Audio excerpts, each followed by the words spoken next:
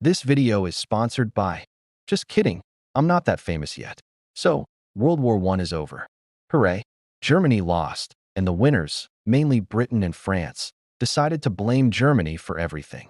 They drafted the Treaty of Versailles, which basically said, Germany, you started this mess, so you're grounded. Forever. Also, you owe us $1 bajillion, you can't have a real army, and we're taking some of your land.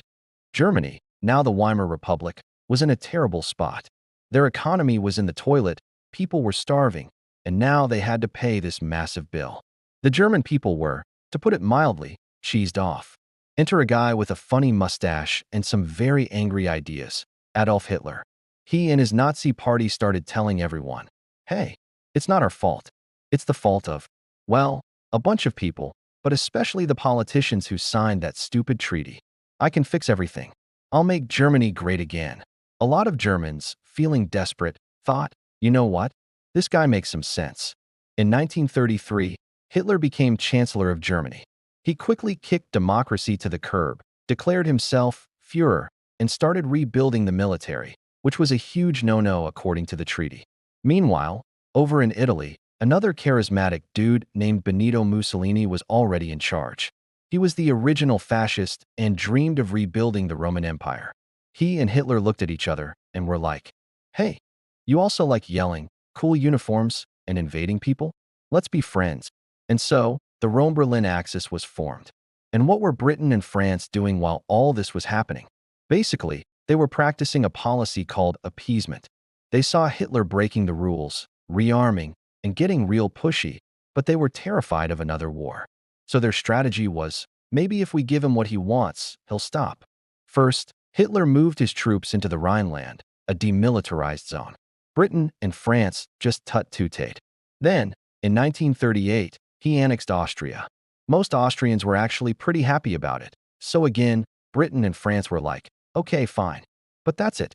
Next, Hitler demanded the Sudetenland, a part of Czechoslovakia with a lot of German speakers. This time, British Prime Minister Neville Chamberlain flew to Munich to talk to Hitler. Hitler promised, this is the last territorial demand I have to make in Europe. Chamberlain believed him, came back to Britain waving a piece of paper and famously declared he had achieved peace for our time. Spoilers, he had not. A few months later, in March 1939, Hitler took the rest of Czechoslovakia. Whoops. At this point, Britain and France finally realized, oh, this guy is not going to stop. They drew a line in the sand. They told Hitler, if you invade Poland, that's it, we're going to war. Now, Hitler had a problem. If he invaded Poland, he'd be fighting a war on two fronts, Britain and France in the west, and the giant, scary Soviet Union in the east. He wasn't ready for that. So, in a move that shocked everyone, Nazi Germany and the Communist Soviet Union signed a non-aggression pact. Publicly, they agreed not to attack each other. Secretly, they agreed to carve up Poland between them. It was the ultimate, the enemy of my enemy is my friend, for now situation. With the Soviet threat neutralized, Hitler had the green light.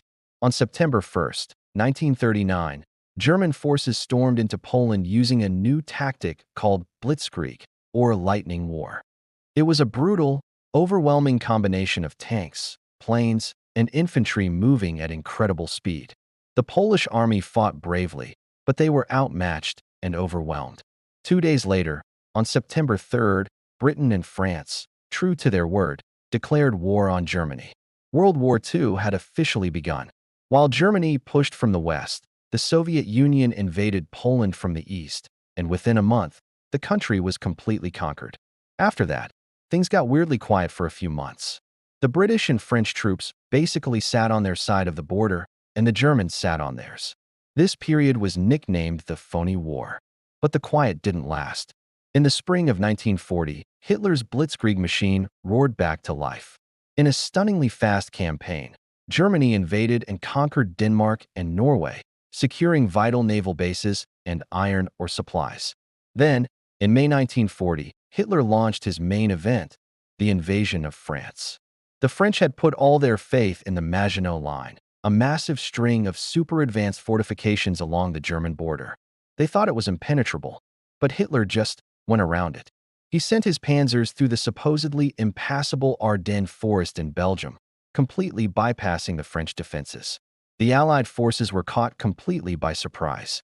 The German army sliced through France, trapping the British and French armies against the coast at a little town called Dunkirk. It was a disaster. Nearly 400,000 Allied soldiers were stuck on the beach with the German army closing in. It looked like the entire British army was about to be captured or wiped out. But then, a miracle happened.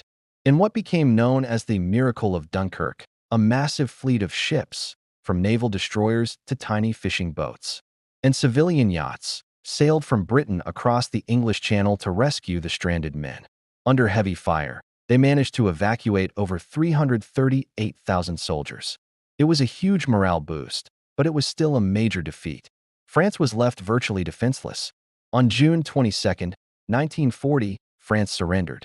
Hitler celebrated by making them sign the surrender documents in the very same railway car where Germany had surrendered in World War I. Talk about salty. Now, Britain stood alone. A new prime minister, the stubborn and cigar-chomping Winston Churchill, gave a famous speech declaring that Britain would never surrender. Hitler planned an invasion of Britain, codenamed Operation Sea Lion. But to invade by sea, he first needed to control the skies. This led to the Battle of Britain.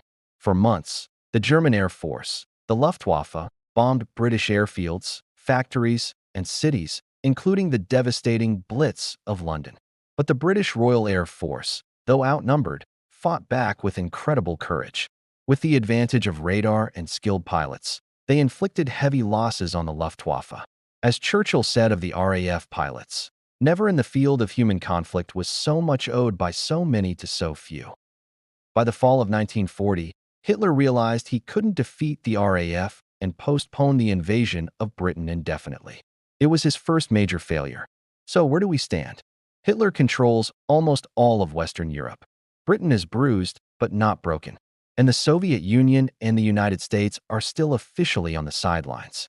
But Hitler is getting impatient, and he's starting to look east toward his supposed ally, the Soviet Union. And across the Pacific, another power, the Empire of Japan, has its own ambitious plans for expansion. The world is holding its breath because this global conflict is about to get a whole lot bigger. And that's where we'll leave it for now. This was just part 1, and things are about to get even crazier. If you enjoyed this and want to see what happens next, make sure to hit that like button and subscribe so you don't miss part 2. Thanks for watching, and we'll see you in the next one.